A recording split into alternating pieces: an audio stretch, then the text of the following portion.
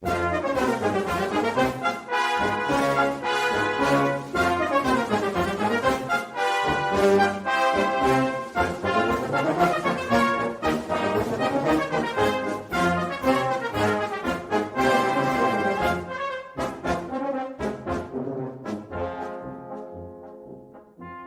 listening to Three's a Crowd, the North East Footy Podcast, with Rye for Borough, Steve for Newcastle United, and Ted for Sunderland. Aha! Can't look for you, Steve.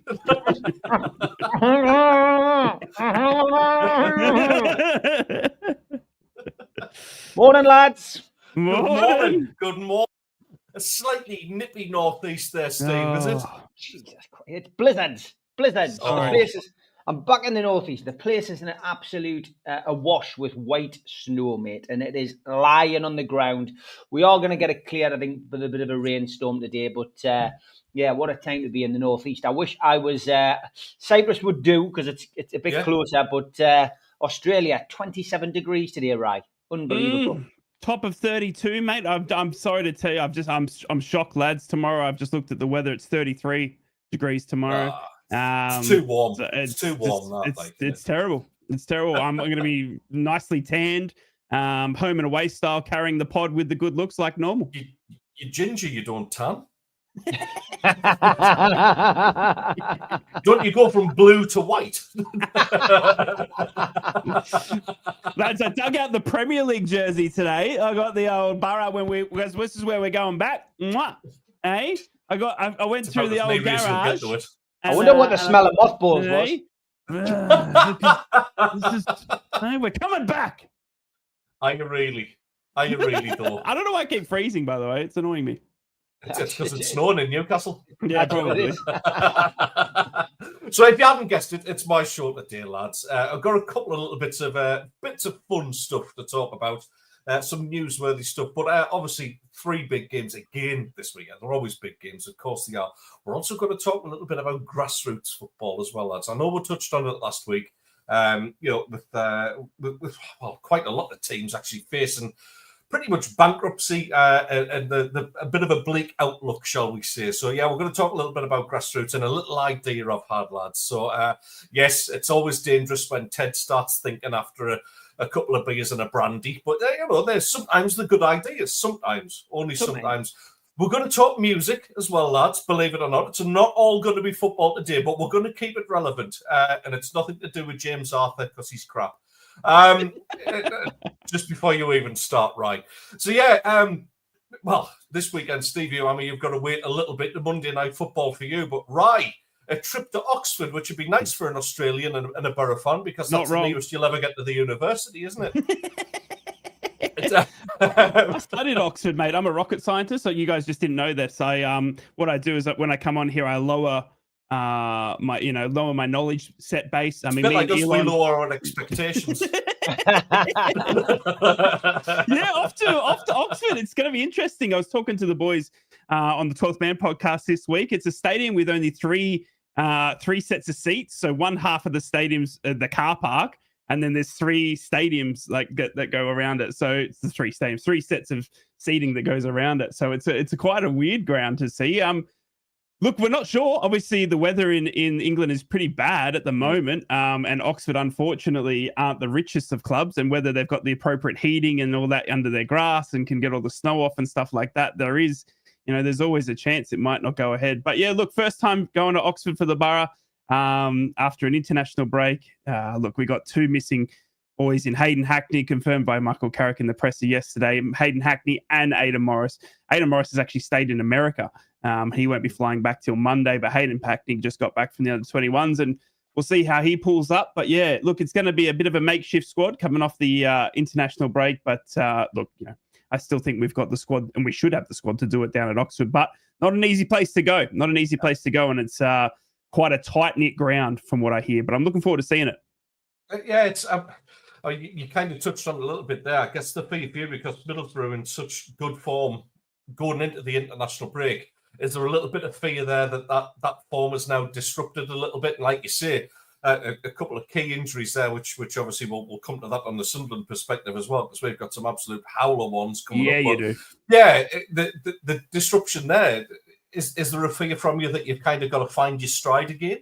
Yeah, there certainly is, and it's always the classic thing with Borough, isn't it? We've had such a sort of slow-ish hip stop, start to the season where there's games we should have won that we haven't, and there's games we probably shouldn't have won that we have, sort of thing. And it's one of those things where it's classic Borough doing the Borough, isn't it? But look, I think the biggest thing for me was that just before this international break, we honestly, those two games, it felt like it clicked. It just felt like Michael's just found that squad and found the right people in the right spots and the right, passing to get it up to Tommy Conway and the like. But, again, unfortunately, it's not going to be the same squad as we had now against Luton and QPR without Aidan Morris, without Hayden Hackney, Tommy Conway, who's just represented Scotland midweek, Ben Doak, who's represented Scotland midweek as well.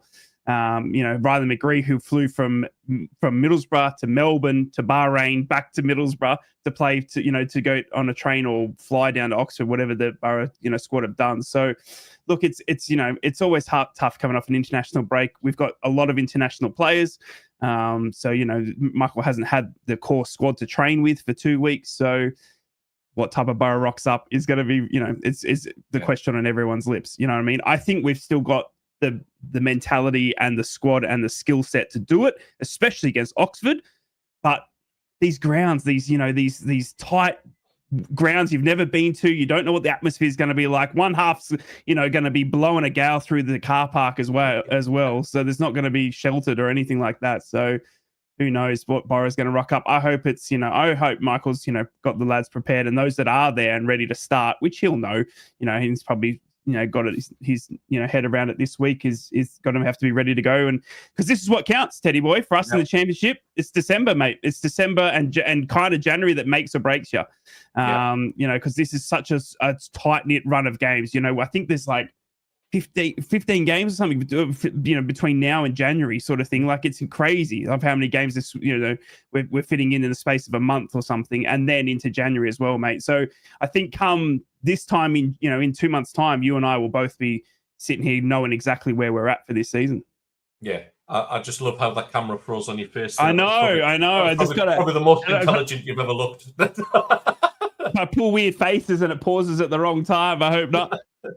It's like a cancelled version of Robert De Niro. It was weird.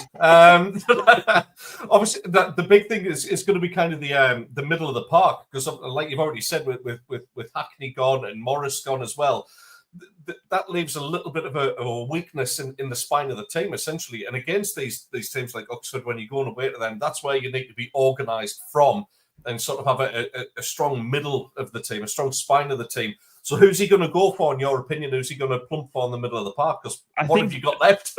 Yeah, well, I think Johnny Howson and Dan Barlaser come in. I mean, it's the straightforward swaps, isn't it? Johnny Howson at the age 36 in probably his last year of football, you would think. Dan Barlaser, who came on the other week and scored a goal in Aiden, substituting on, he's had a bit part to play. He's probably been sitting there on the sideline going, there's no way I'm getting around Aidan Morris or Hayden Hackney anytime soon. So now it's his chance. You know what I mean? And you hope that you've got the squad just like you with Romain Mundell and the likes. I'm sure you'll cover that soon. You hope, Watson and that take their chances, because that's what we're hoping now. But for us, it's not so much youngsters taking their chances. Johnny Howson, the 36-year-old veteran who knows what he's doing, and Dan Barlaser, who's 28, 29. So we're actually going kind of opposite. We're leaning towards older with experience, rather than waiting for youngsters to hopefully take their grasp. We have got young Law McCabe, 18, 19-year-old midfielder who plays in that position as well. I'd say he'd be on the bench, but yeah, it's got to be Johnny Howson, the captain, club captain, and Dan Barlaser for me. They deserve the chance. They've come on and played bit parts this season, and they're definitely getting the nod for Aidan Morris and Hayden Hackney. But how can you replace Aidan Morris the way he's been? I mean, he's set the championship a lot. Excellent. There's no two ways about it. I think he's been an absolute revelation. A great find, him. Looks like he can probably go on and do it in the Premier League as well. He's got that sort of that ability about him. You can tell by certain players that no matter what side you put them in, they're going to be able to do it. Very, very good player. Right, I was thinking about you as I was having my breakfast. Okay. Nothing creepy. That's weird. I was thinking about you eating my dinner. Okay. That's slightly more creepy. But, okay. Steve, I was thinking about you as well, because there was 2 cheeky chappy Geordies on there as well. Yeah. I was watching a bit of I'm a Celebrity, Get Me Out of Here. Yes.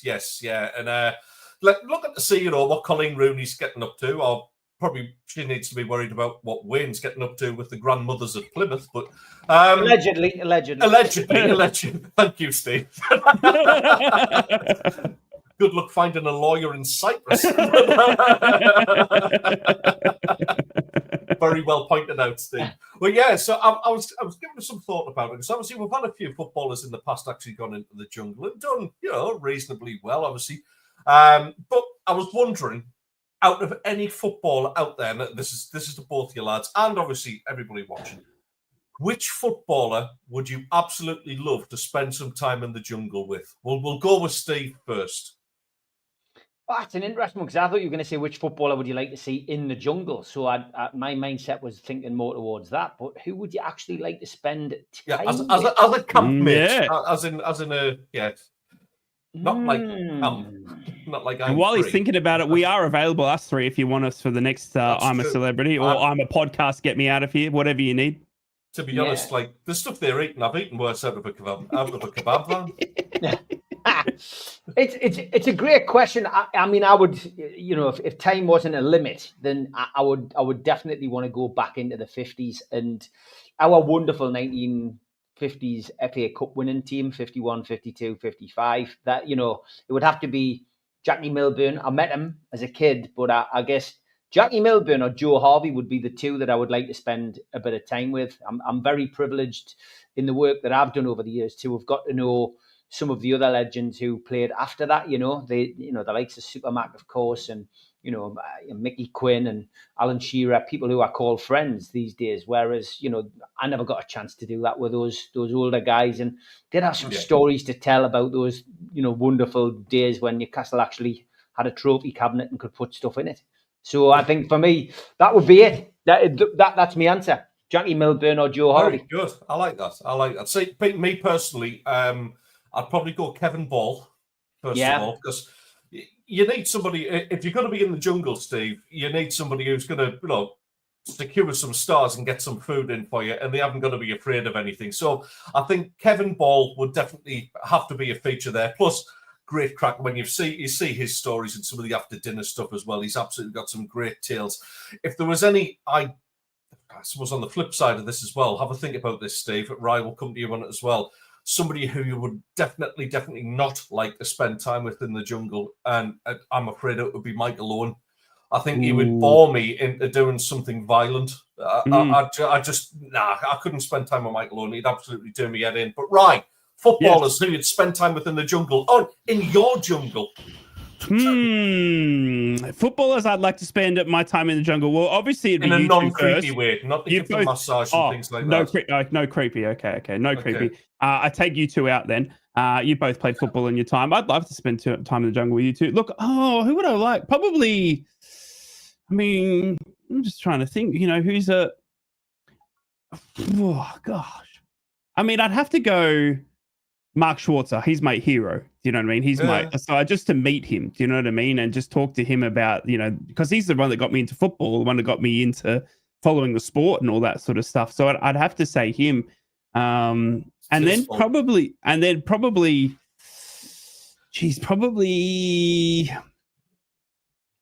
McGree. Yeah. Well, he's your bestie anyway, though, isn't he? He is. Yeah, he asked me out for coffee the other day. No, look, honestly, on a mate level, I think just hanging out with Riley, I just think because we hung out a little bit in Sydney, and it was just like chatting to a good friend of mine, sort of thing. So I think he would just be great company, and he's nothing phases him. I was talking to him about flying to Bahrain, to Melbourne, back to Middlesbrough, and he's just like, it's all in a week's work, sort of thing. He's just so nonchalant and just chill about it that. I just think he'd be the ultimate campmate because it just nothing would phase him, I think. Somebody that digital raging, as it's just mentioned, Brian Clough to go in the jungle with. I don't know whether that's in who you'd want to go in with or who you definitely not want to go in with, but I think he'd probably fall into both camps for that. Who I think we should though take, Eddie boy, if you and me, Mogger. Yeah. Imagine Yeah, Melga. Yeah, I mean, yeah. I know he's ill. I wouldn't take it because he's illness. In as well, wouldn't yeah, he? exactly. You know what I mean? Sneak a bag of rebels down his and trunks. He's best mates with Steve from the train. Do you know what I mean? That's true. So we've already got the relationship there. We'd have loads of Steve Reid stories. We can talk about Steve because he met him on the train. Do you know what I mean? We've got the relationship with the two clubs here. I mean, Mogga. I mean, Mogga's got to be the ultimate choice. Do you think us three would, like, if we went into the jungle together, right? Yeah. How long before one of us absolutely lost it with the other two? Wouldn't take long with Rye. An hour. Yeah. You'd had enough of me after an hour. That's why the podcast goes for an hour. I'm gonna call BS on that because I think it would be the other way. I think your army instincts would kick in, and I think me and Steve would actually annoy you. I think not taking, setting up camp and setting up a fire and all that sort of thing. I think if me and Steve were prattling about, I think we'd actually annoy you. Oh, I don't know about that. I reckon I'd rub Steve's head for good luck and you'd be out.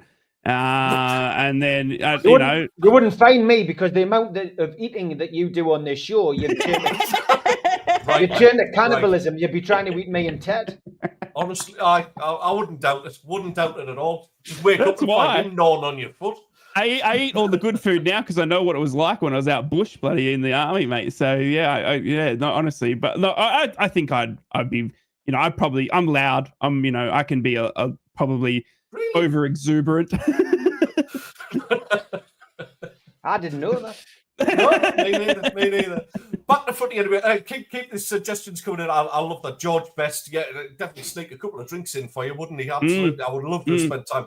The stories he must have had must be absolutely brilliant. Gary B saying, Ted, good call. Has the personality of an amoeba? Yes, I'm sure that's a reference to Michael Owen, that one, without a doubt. Andy Carroll, Steve? Andy Carroll? No. I don't know what that noise was, but it wasn't a happy sound. Getting back to the football momentarily. Yeah, keep those suggestions coming in. We'll love that. We'll love all that. Steve, Monday night football for you, mate. Now, to be fair, it's a really good opportunity to stick another 3 points on the board and chase down that leading pack. Obviously, last time out, it feels like forever ago since you actually had a game, which you were there for. But looking at the fixtures, it's a nice one, isn't it? It's a really appetising one, and under the lights, West Ham kind of a bit hitty-missy this season. Good opportunity. What can possibly go wrong, mate?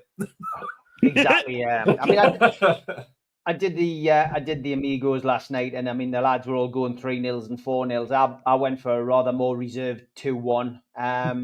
Our team hasn't scored a lot of goals, and there will be a game this season, undoubtedly, where everything clicks and Newcastle give a team a good old-fashioned shellacking, which, it does happen. So maybe Monday night is the night, but I don't know. It is a potential banana skin. The international breaks come just at the wrong time, I think, for Newcastle. We just found our momentum. But let's really hope that, from a Newcastle perspective, that we can continue the run. Got a good little run of fixtures with the exception of the Liverpool game to try and build that momentum and continue that momentum and get back into European contention and stay there, cement a position there going into the new year. Positive news on the injury side of things for Newcastle. That we've heard a lot from Sven Botman this week about his recovery. Still don't expect to see him until January, but that's a massive positive and may change Newcastle's direction in the transfer window if he comes back, the player that he was. Callum Wilson, of course, who, has had, well-publicised injury issues, throughout his career at Newcastle, is on the verge of a comeback. He could feature on Monday night, which is great. But Eddie Howe was playing very cautious at the press conference yesterday, basically saying that, we'll be cautious, but he is expected to play some kind of, minutes against West Ham, which is great. Kieran Trippier is also back in training, but looks like Monday night's game might just come a little bit too early for him, but there's no rush with him either.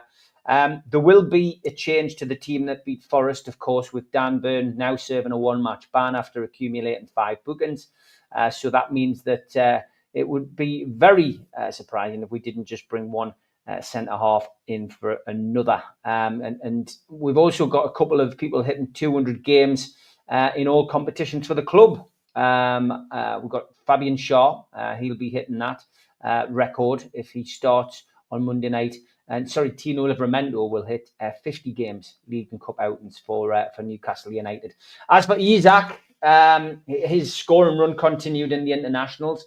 He did score in the first game. The second game, he had a goal controversially ruled out by VAR, and he missed a penalty, but he's still firing on all cylinders for club and country. He'll be looking to score for the fourth successive Premier League game, which will be the fifth in all competitions, which will be a first for him as a Newcastle United player. The last player, of course, to score in more than 4 consecutive Premier League games was Joe Willock. Scored 7 in 7 games in 2021. As for West Ham, they seem to have most of their players available. Fulkrug's still out. Areola's returned to the squad. And on the road this season, West Ham, they've won at Crystal Palace, but drawn at Fulham and Brentford, and lost at Liverpool, Spurs and Forest. So not great on the road. Newcastle will be looking to probably capitalise on that. The downside for me, Craig Pawson's referee, not the greatest ref, but their name is a good ref in the Premier League at the minute. Not many around. Ask Jurgen Klopp, he's got a favourite. He has, definitely. But it's a game Newcastle United should be winning. But let's hope that they've got their heads screwed on, they're focused, and they can turn this into a positive and crack on, because we've got some great fixtures to look forward to. Newcastle really could hit the ground running, but we've seen it once, we've seen it a million times.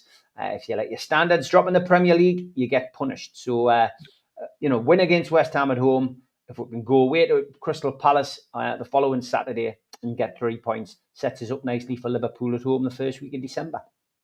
The thing is with Liverpool as well, I mean, looking at the Premier League table, which I don't do a lot, because obviously you're not in it. Had a little bit of envy. Yeah, exactly. I did have a look at it. Now, I'm kind of thinking, having watched Liverpool a couple of times this season, I feel like that first place is flattering them a little bit. I know I'm not a lover of Liverpool in any way, shape, or form, but I just feel like it's a bit more open, the Premier League, than what it looks like right now. I don't think Liverpool is setting the world alight in any way, shape, or form. I think it's more of a case of everyone else beneath that is kind of just slipping up here and there. The Arsenals are slipping up. They don't look as consistent as what they did last season. Man City nowhere near as consistent as what they normally are. I was very surprised that Pep signed a contract extension as well, to be honest, considering they might be playing League 2 football, allegedly, if the solicitors have anything to do with it. So it's, you put a run of results together here, Steve.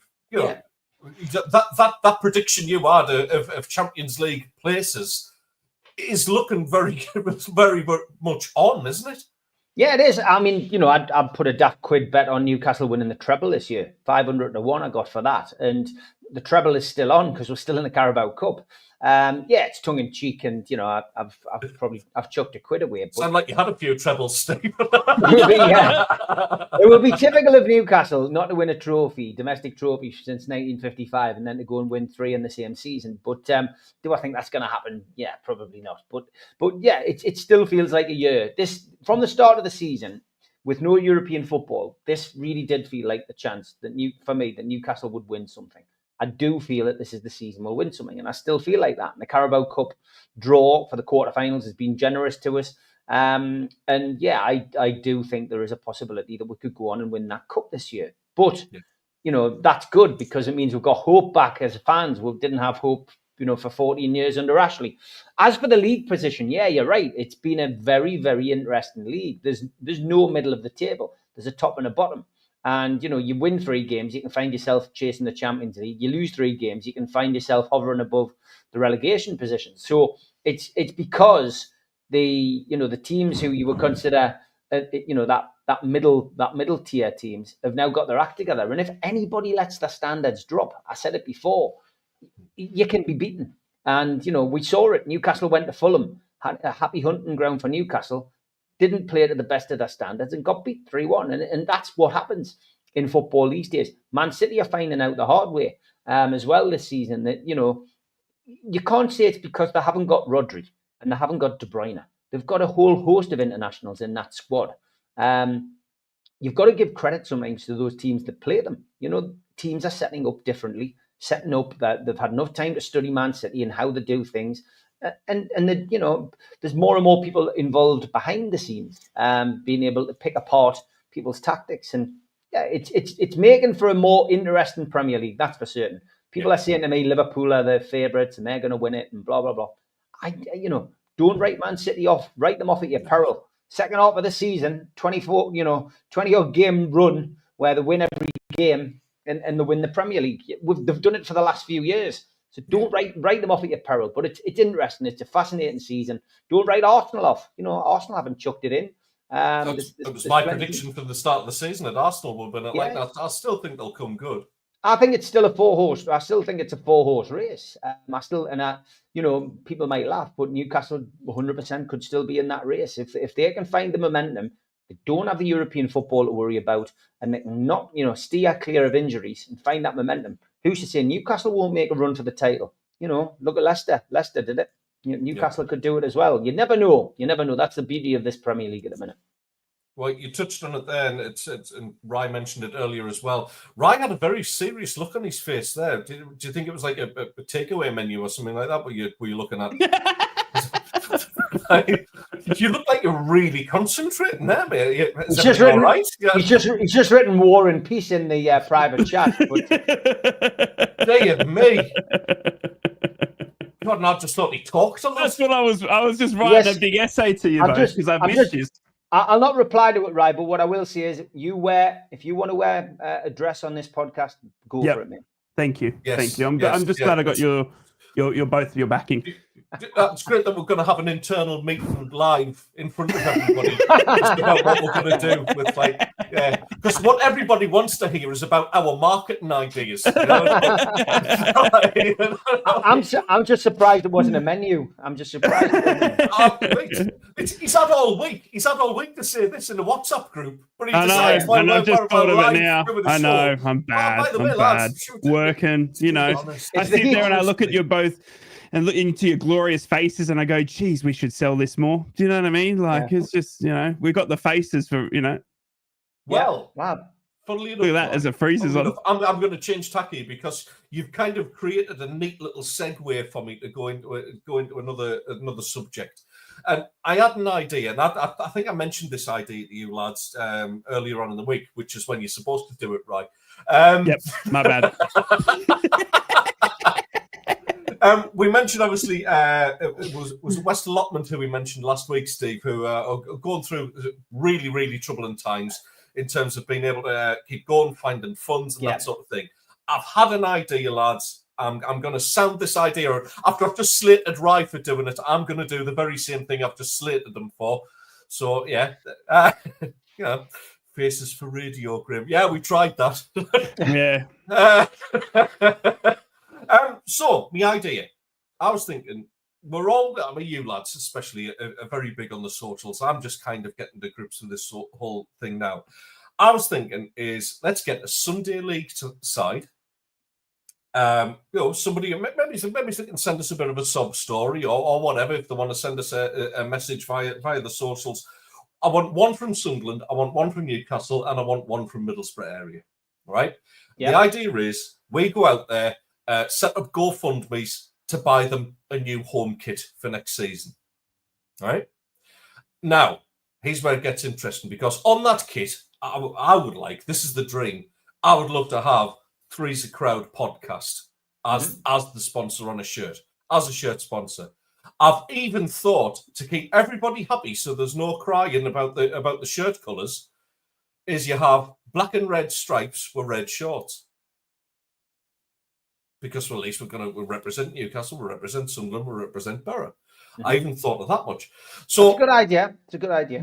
Thoughts? What you think? Right? I don't know. This is sort of a thing that you've done much of in the past, in terms of. I know you're a charitable bloke, like you, but yeah, thoughts. I love it. I would love to help out Sunday League teams. I think it was last week's show where we were talking about the cost running a football team in this day and age, for those that do Sunday leagues. But it doesn't stop there. It goes right down to the under 12s Redcast story I was talking to you about as well. So if we can, use our collectively beautiful faces and heads and put them together as it freezes. Us three heads on a shirt. I mean, who wouldn't want to score goals with these faces on?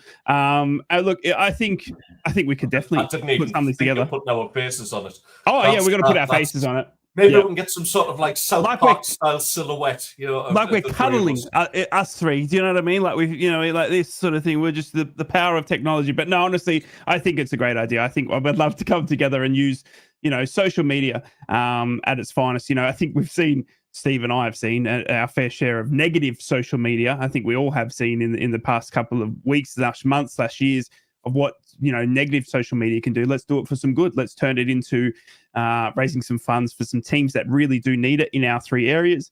Look, if we can help out anyway, please get in touch with any three of us on the social media via email or whatever it is. We'll try and help out. And we'll try and set up something so we can raise something. What do you reckon, Steve? I mean, as a man who's managed Sunday League and obviously been there and known the cost and known how difficult it is for these teams to survive, and obviously, the story you brought to us last week as well. Is it a goer? And of course, the three of us have all got to get a shirt each as well. That's got to be part of the deal. Yeah, I mean, I think you just open it up. I think you just open it up to football clubs in general. I mean, I get lots of people message me, during the season asking if we can help with strips and stuff like that. But there's so many of them, and usually the younger teams, not Sunday teams. Sunday teams are dying a death. I mean, I see it. I live in the UK, and it doesn't matter whether I'm up in Newcastle or down in London or whatever. The parks aren't full anymore with Sunday League players, sadly. And it's that's a reflection on the Premier League and what that's done. Different kickoff times and stuff like that. It's killed the Sunday League games, unfortunately. And rising costs of hiring a park and stuff like that. Councils have got no money, so basically they just can't afford to run a Sunday team anymore unless they have a sponsor. So it's not the same. The Gated and District League had 3 divisions, doesn't exist anymore. And that was one of the biggest Sunday leagues, went for years. But yeah, look, I think maybe it's opening it up to just to clubs. If there's anybody out there who does have a club, and maybe just focus on one, maybe just do one for the first season rather than trying to do 3, which is a bit of it's a I'm ambitious, Steve. It's a commendable idea. I think if you aimed for 1 for next season and picked out the one that's got puts the best case forward, yeah, I think so. Yeah, and it doesn't matter whether they're Newcastle, Sunderland, or Middlesbrough. The one that needs it the most, the one that's got the best idea. And I've done things like that before. And yeah, I'll be up for doing it. So it'd be nice. It's kind of like almost like adopting a club, isn't it? It's it'd be quite nice for us to do that, and give a couple of updates. Obviously, we'll go through Newcastle, Borough, and Sunderland as well, and give a little little non-league update on how they're doing as well. Right. Well, I'll tell you what. We'll get something up and running with that before Christmas. I like it. Obviously, the lads and lasses who watch this show as well, your input is valued as much as ours. It's your show at the end of the day. So any ideas you have or clubs that you can recommend, then get in touch with us as well. As I say, all the socials are there. You know us by now. I just thought it feels nice to do something nice for a change, Of course it does. Giving back. There we go. Give it back. Yes, injuries. Straight back into the negative stuff. Well, we need to get our cat out. We do need to get the cat out. Yes, go on, Steve. Let the pussy run free.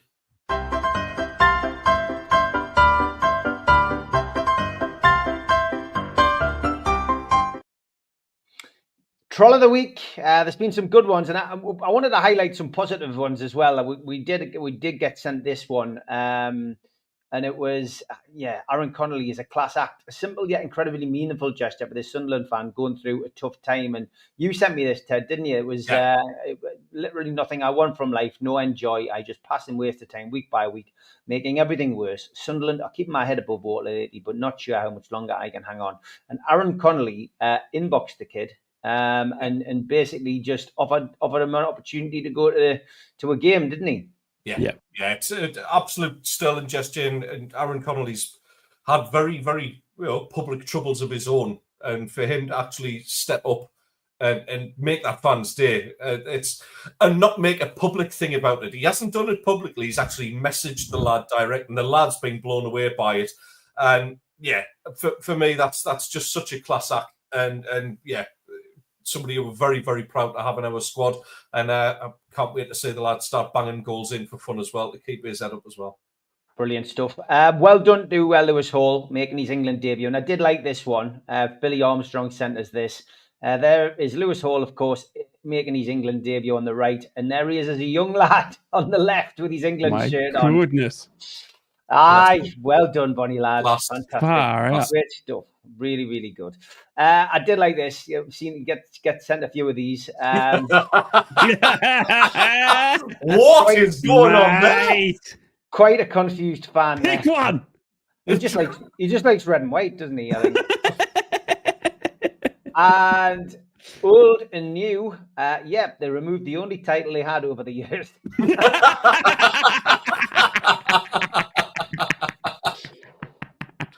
Breaking down barriers, the traditionalists may not like it, but it's assistant referee got every call right today. Ultimately, it's about whether you can do the job. It shouldn't make a difference if someone's ginger right.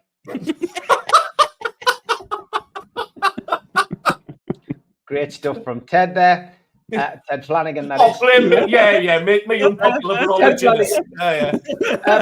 Peter Shilton couldn't get away with wishing his wife happy birthday on X when some little guy replies, "Wish you were punching that high when Maradona was next to you."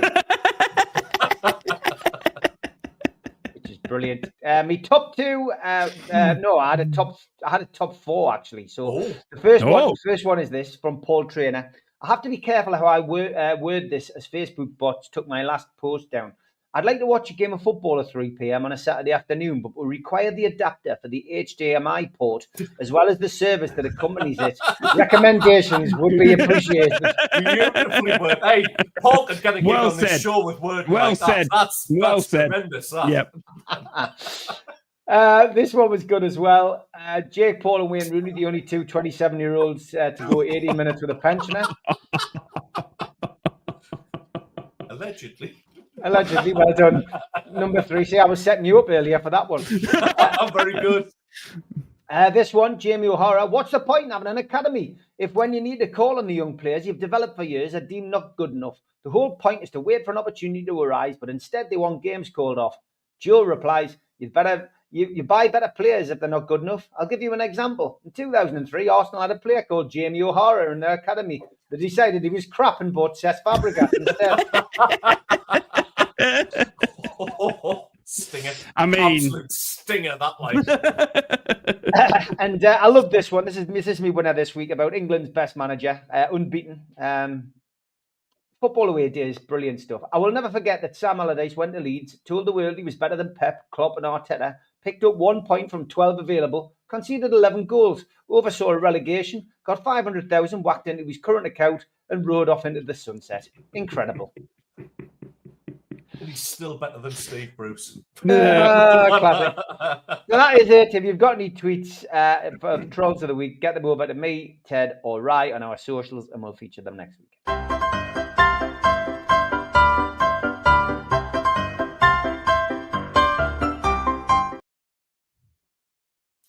I'm sorry, I was just lost looking at the cat.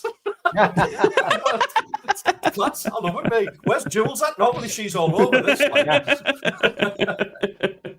Yes, well, cracking on, I suppose. We've got the Sunderland game as well this afternoon. Away at Millwall, exactly how you want to kind of come back after an international break. The only good thing about that is there's no international football until March the 17th next year. Thank God for that, honestly. Do you know what? I don't even know how England got on. I didn't watch any of the international stuff at all. How did they get on? Smack Greece. Did they? Yep, big time. Yep. Lee Carsley's last game finally got it right, and now he's off. But last game for Lee Carsley, Thomas Tuchel going to take over. I thought it was good. After 8 England players pulled out, obviously being friendlies. I mean, that was a bit of a slap in the face, but it just shows you the rigmarole, and I think we spoke about this last week, didn't we? The rigmarole of international football is that, we've got players that are just playing so much football now. They are literally playing so more football than they ever have. And the game's faster than ever.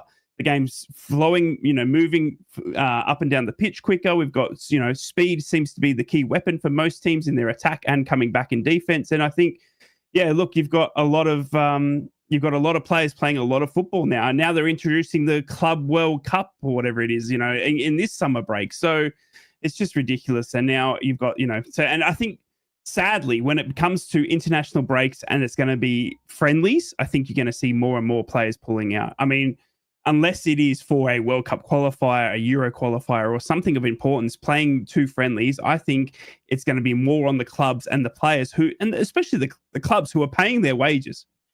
Do you know what I mean? Yeah.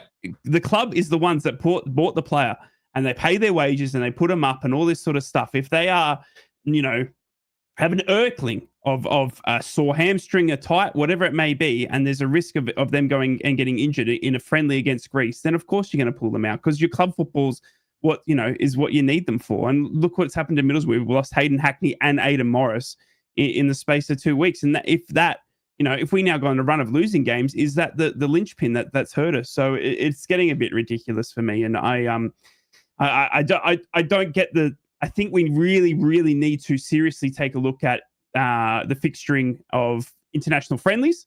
I think they need to be scrapped. But I think obviously your World Cup qualifiers, your Euro qualifiers for you guys in Europe and all that sort of stuff, I think completely, and I agree. I think they still there needs to be a time and place for them.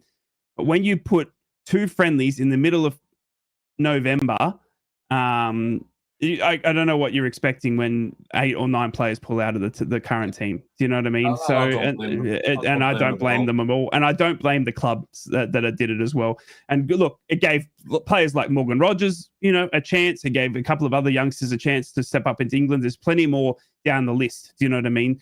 That probably wouldn't be there if it was a World Cup, whatever it may be. And Harry Kane had a bit of a dig, didn't he? Which was a bit interesting as well. I thought Harry Kane coming out and saying it wasn't good enough of the 8 players or so that pulled out. But we all remember Harry Kane. We haven't got short-term memory loss, mate. We know when you've pulled out of plenty of an international game because you were too sore or whatever it may be. So I didn't think it was fair on Harry either to come out and slate the other players that chose to not come out. And who knows if it was their decision. It could have been right. It probably was.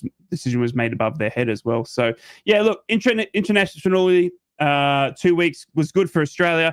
We had a couple of draws there, quite boring, but it helped our World Cup spots. But you guys are smacked 2 games in 2 friendlies, but without 8 or 9 of probably your first team starters. No, fair play. It's over now, and to be honest, I was glad to get to the international break on the current form that Sunderland were going through. 2-0 up and coasting against Coventry City. And then, the 2-2 draw felt like a bit of a defeat, that one. But listen, it's happened now.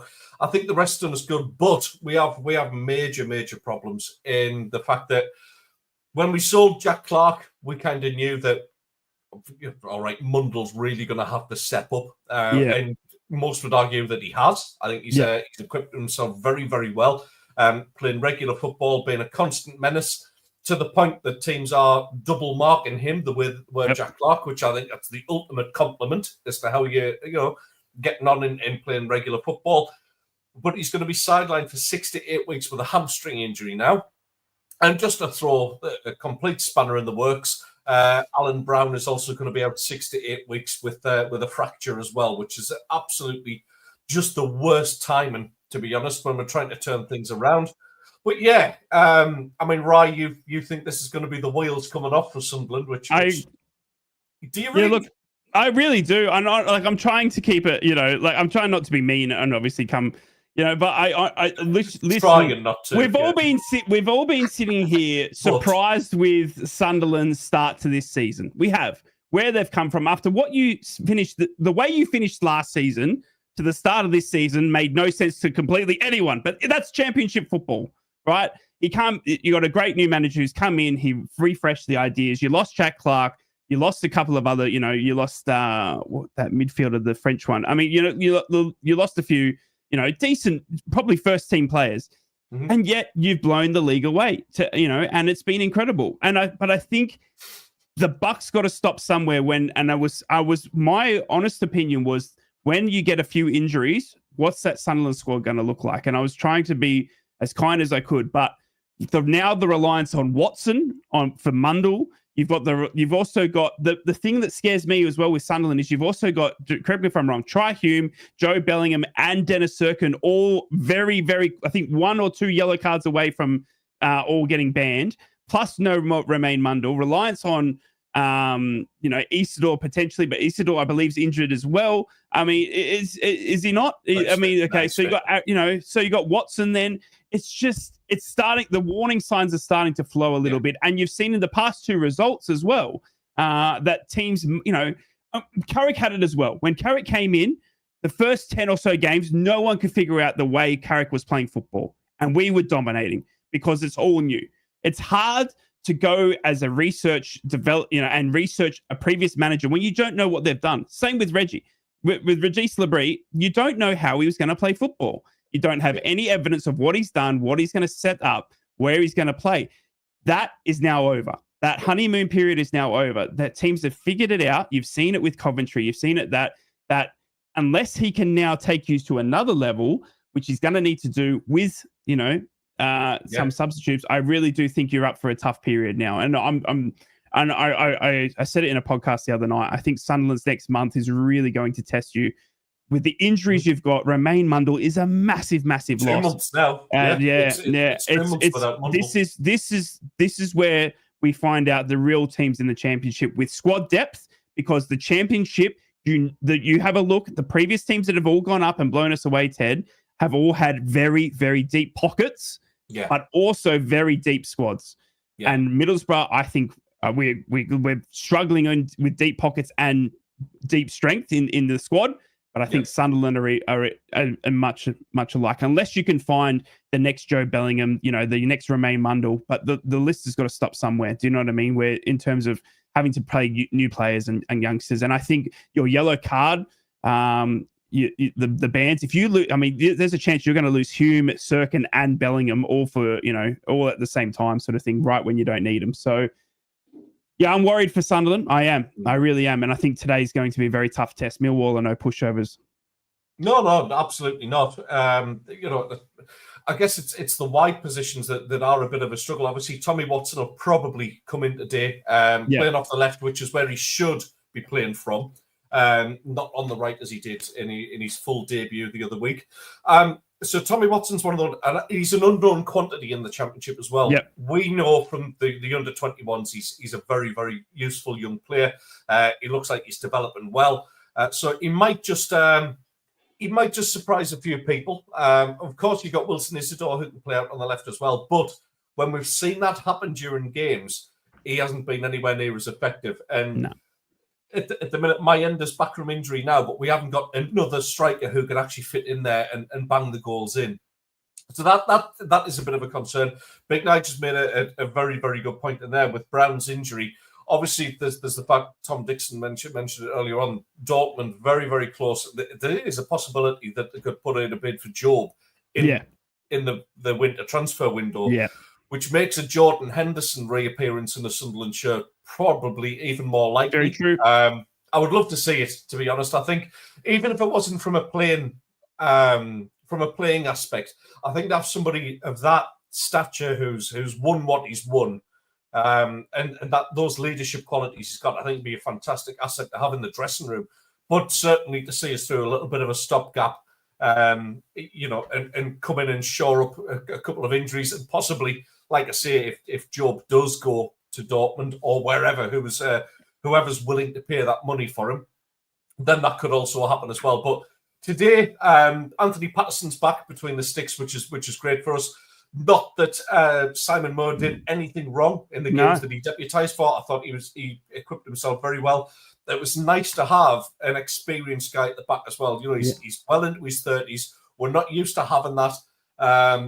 So yeah, him and Chris Mepham and Luke O'Nien, that sort of that back three, if you like, in the centre, it kind of developed a good understanding. But Pato is number one. He's number one for a reason. He pulls out saves that are just impossible at times. So great to have him back. It's going to be a little bit of a, I think it will be a bit of a reshuffle because Regis Labrise has mentioned that, they've taken this time in the international break to go and study, the progress they've made and what they need to change and how they need to develop next. He's a guy, I totally get what you're saying, right? But I just think Regis has got a plan. And I kind of, for the first time in a long time, I've got faith in the manager. And I honestly don't think that's big. Yeah, it is. For a Sunderland fan, we're not used to it. We're used to something, more than our boxer shorts. Having the plan B is incredible. Yeah. Well, that's it. And I think he will, he might just have an ace up his sleeve, maybe just change the style of play a little bit, make us a little bit more difficult to break down. And might not be as pretty as what it has been, but that's what you need to do. So I think we'll go to Millwall today. Yes, a little bit nervy because of the injuries that we've got to very, very key players, but I don't think we've got anything to be afraid of. I think there's enough in the squad to put the likes of Millwall to bed. So I'm going to kick off because with our predictions, because we haven't had any so far yet. I'm going to go with, I'm actually going to be very, very brave. I'm going to stick my head out and I'm going to say 2-0 win for Sunderland today. Steve, okay. What do you reckon? Yeah, I mean, I've listened to both of you talk there about, the run that Sunderland's found themselves on. Rye thinking that you've been found out, sussed out. I don't really see that. I think it's as the international break came at the wrong time for Newcastle, I think it's probably coming at a good time for Sunderland. You get that opportunity to reset. I think the transfer window is hanging over you. We've already seen one person in the chat asking, I think it was Tom Dixon, asking if you're worried about losing Bellingham in January. That's probably the one thing that could, derail Sunderland a little bit.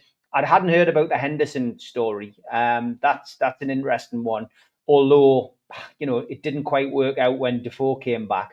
You would imagine Henderson in the Championship is going to be a bit different, though. It's a different position to play. Holding Sunderland midfielder as well, which it does make a difference. That I 100% agree. But yeah, look, I don't think Labrise has been found out yet. I think next season could be a different matter if you found yourself in the Championship still. But yeah, I genuinely think that there's an opportunity there for Sunderland to progress and beat Millwall. I don't think it's going to be pretty. Is there a game that Millwall are involved in that is?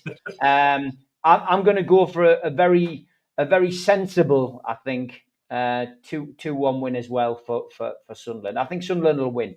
I think they'll get themselves back to winning ways. 2-1 win for Sunderland. Now, a big part of me wants to say Sunderland are going to win because then all three of us will pick Sunderland and then we know that Millwall will win. So, but I can't do it. I'm going to be straightforward. I'm going to be honest. I think Millwall are going to win this one in a scrappy 1-0 affair. The weather's going to play in a big part, but Millwall are no pushovers. I mean, and you know what? Funny enough, Millwall is half Middlesbrough, by the way, as well. Joshy Coburn, George Seville, Duncan Watmore. They've got half the ex-Borough squad down there now as well. Watmore was at Sunderland longer than he was at Borough. Yeah, but look, he walked back to our bench on day one. He didn't walk back to your bench. Do you know what I mean? So look, it's gonna be a scrappy affair. I think the weather's gonna play havoc for all the games today. We've seen it up and down the countryside. It's wet. It's gloomy. It's freezing. It's going to be not the best football. And Millwall don't come to play the prettiest football. They come in to push you over, to hit, nip at your ankles and get whatever they can, sort of thing. But I think you're going to, you're going to find yourself a 1-0 win to Millwall today. There we go. So, Steve, obviously Monday night, we've got to wait for this one. I'll kick you off with my prediction for this one.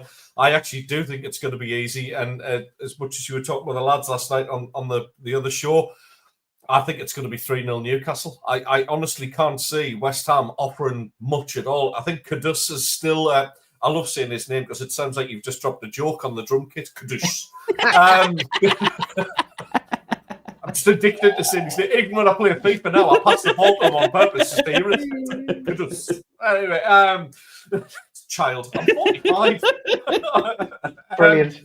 3-0 Newcastle. I can't see West Ham bothering you at all, Steve. I know you're going a little bit more conservative. Are you still sticking with the same? No, I'm sticking with 2-1, mate. Yeah, I mean, I hope you're right. I hope the lads are right who seem to be thinking we're going to get goals galore. But it's interesting, Rai points out the weather. The weather could play its part as well. You know, different players respond to different temperatures and stuff. You know, some people are up for it, other people aren't. But yeah, I still think we'll win. I'm positive about a win. Yeah, 2-1 is what I'm going for on that. 2-1 to Newcastle, 2-1 to Sunderland. Right. Yeah, I've got to go a 2-0 win for Newcastle. I think you're going to see exactly what you saw against Nottingham Forest. I think the first half, you're going to see a very, very defensive West Ham sitting back as Newcastle pass it around that 18-yard box out to, through Bruno and all that. So what we saw in Nottingham Forest, the first 45 minutes was literally all Newcastle, yet Nottingham Forest were just sitting there and defending for their lives. I think you're going to see that again. And then in the second half, it's just going to become too much to hold on to for West Ham. They'll let their heads down. And I think you'll see a goal or two from Newcastle. I'm going to go for a 2-0 Newcastle win, and they're going to score the 2 goals in the second half. And finally, the Borough heading to Oxford. Like I said, the only time you'll ever get a Borough lad anywhere near Oxford University. Yes, rocket scientists. Yeah, I'll kick you off with this one. Oxford are a funny team. They didn't play well at all at the Stadium of Light, but they do not travel well. Their form, if they're going to survive in this league, is going to be at home. It's home, yeah. And I just feel this is... Listen, Borough on fantastic form. They absolutely destroyed Luton. And I mean destroyed Luton. I just think this is a bit of a weird one with the injuries in midfield, with that international break. This is going to be a typical Borough performance of kind of going, well, we start all over again. I'm going to go for a 1-1 draw. Steve? Yeah. 2-1 to Borough. I'm going for 3-2-1. 3-2-1 wins this week. I do feel we'll have one of those rare weekends where we all get a win and we're all very happy. 2-1 to Borough as well, mate. It's going to be a tough game. It's going to be a tough game. And I'm not shirking away from that. I am very, very interested to see what Borough turns up today, because we don't know. The weather's yuck. The stadium is half a stadium. There's 3 seats in it. You know what I mean? And there's one side's a car park. So you're going to have a wind block. We've got no Aidan Morris. We've got no Millwall's going to win 8-0. And we're still going to see, we're still going to see what the likes without Aidan Morris, without Hayden Hackney is. You know what I mean? And there is rumours, by the way, Borough fans, breaking news right here on Three's a Crowd podcast. Seni Dieng, our number 1 goalkeeper, it's his birthday today, reportedly ill. Might not make the trip. Breaking news for you, those here on the Three's a Crowd. Yeah, well, our number 1 goalkeeper, Seni Dieng, though, might be out ill today. So stay tuned for that one, Borough fans, on all the socials. But yeah, breaking news here on Three's a Crowd is that Seni Dieng might be out ill. So look, it's you throw all that into the mix, Ted, and it's going to be tough, mate. It's going to be tough. So I'm going to go 4-0 to the Borough. I love it. Dear God, never change, mate. Never change. We've never got time to do the musical feature, lads. I'm going to keep that one dry for next time. But as we're coming to the end, just keep an eye on our socials. We'll have a chat off air, right? Okay, my bad. About what we're going to do with adopting the team and getting kits out there and trying to at least help a Sunday league or a pub team out there. But yeah, we've hit the end of the show, lads. That's absolutely flown over, hasn't it? It has, Who's yeah. great show next week? Rise next week, is it? Yeah. Yep, mine. Yep, it is me, baby. And you're kind of you're gallivanting across Central Europe, aren't you, Steve? Yeah. I'll hopefully everything will be fine next week, lads, and I will be in Bulgaria, broadcasting from there. So Rise going to set the show up, and I will be broadcasting from Bulgaria, where I'm away for a talking. I'm working in Bulgaria, so looking forward to that, and hopefully a little bit warmer. It's also the name of an adult film based on the Wombles was in Bulgaria. Anyway, so that's the end of the show. Till next week. See you, lads. See you, lads. See you, lads. Three's a Crowd podcast will return. That's not a threat. It's a promise.